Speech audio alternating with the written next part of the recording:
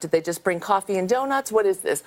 Just showing up establishes that the reason for the meeting is protecting the president and caring about his defense. Now that we know that they really tried to stay all throughout, and then the White House peddled this charade that they were just showing up for a meet and greet, it's outrageous. I mean, Ben, let's be clear here. There's Republicans in the room. A GOP congressional staffer said it's the craziest bleep word I've ever heard that they were there. Right? Yeah. I mean, did the White House not get it that sending these guys was just a bad move?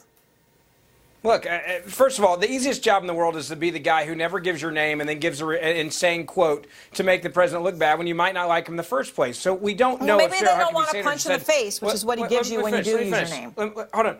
Let me finish. Sarah Sanders, to say starting off the segment that she definitely lied, that's just not true. That's you want her to be a liar, and you're going after her like she's a liar. You don't know if she's lying. They very well could have showed up with the intent to say hello and then leave, which, by the way, there have been a lot of people that have also said that they did say hello and that they did decide to leave and they left before this started. So you're going off of people that won't even give their name in Washington, which is pretty easy to do to say something like that. And all of this is classified, so there's a limit to what they can and should say. I assume we'll eventually find out more because we always do. So here's my point, though. How can you say that Sarah Huckabee Sanders is a liar if you then just said that this was classified, and some people may actually not want to give out information about a classified meeting? Because because she does not deserve the benefit of the doubt. Can you admit, though, that it's extreme to say that she's a liar? No, I don't think it's extreme at all. I don't think it's extreme at all. I think she could have known the truth yesterday. She probably did know the truth yesterday. If they were sent out by people who were in the room in the meeting, the truth. That's the whole point. How can you say, without a shadow of a doubt, that you know the truth when clearly you don't know what happened in a classified meeting? I know the pattern. I know the pattern. You don't know the pattern. You're not around this. You weren't even close to this meeting. We do know the pattern of truth versus reality in general, Ben. But can I just ask,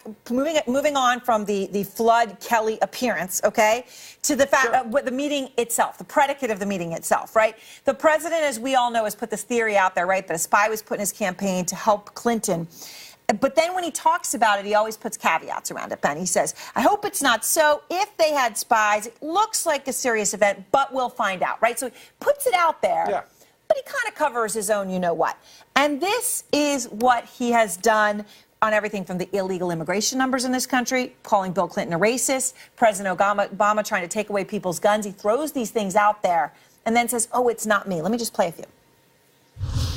I'm now hearing it's 30 million. It could even be 34 million, which is a much bigger problem. Who are you hearing that from? I'm hearing it from other people, and I've seen it written in various newspapers. Are you yourself calling him a racist? No, he was called that by the Obama campaign. He was called it loud and clear. He was extremely insulted. Why did you put it in your tweet if you don't believe it? They said it. I didn't say it. You know, the president's thinking about signing an executive order where he wants to take your guns away. You hear it this way. Mr. Trump, the president has not signed an executive order to take away guns. No, I've heard that he wants to, and I heard it, I think, on your network. Somebody said that that's what he's thinking about. I didn't say he's signing it. Ben, come on. Yeah.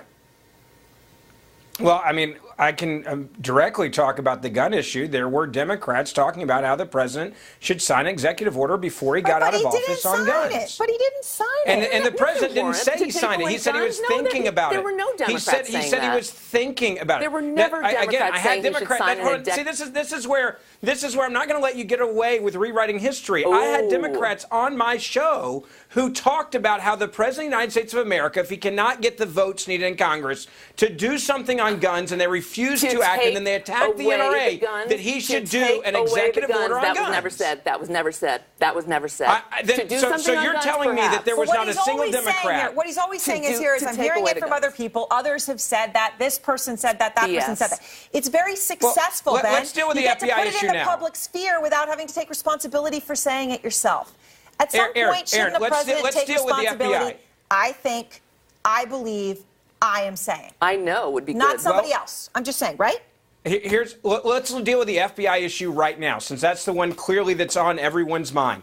The President of the United States of America has reason to believe that there was an informant in looking at his campaign. Now, of course, the FBI backing themselves up, and Comey and Clapper and Manafort. Let me finish. So, no, but you're saying it right. He wasn't there to spy. Saying. He's saying it's a spy planted in his campaign to help Hillary Clinton. That is not what you just said. White House.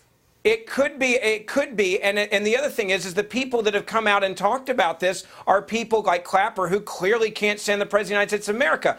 I would not trust that an informant in his campaign was not leaking information. The Senate said he didn't learn a single new thing.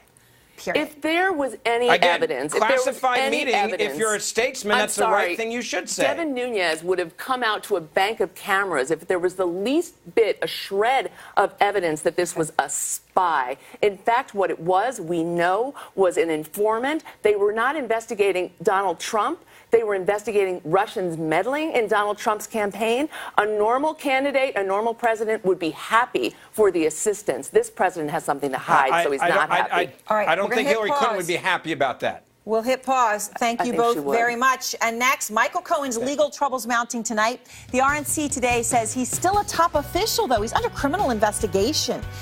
And former director of national intelligence James Clapper says the Russians not only meddled in the election, but they put Trump over the top. Now that is new, and it is a huge thing to say. Does he have evidence? Well, General Clapper will be my guest tonight.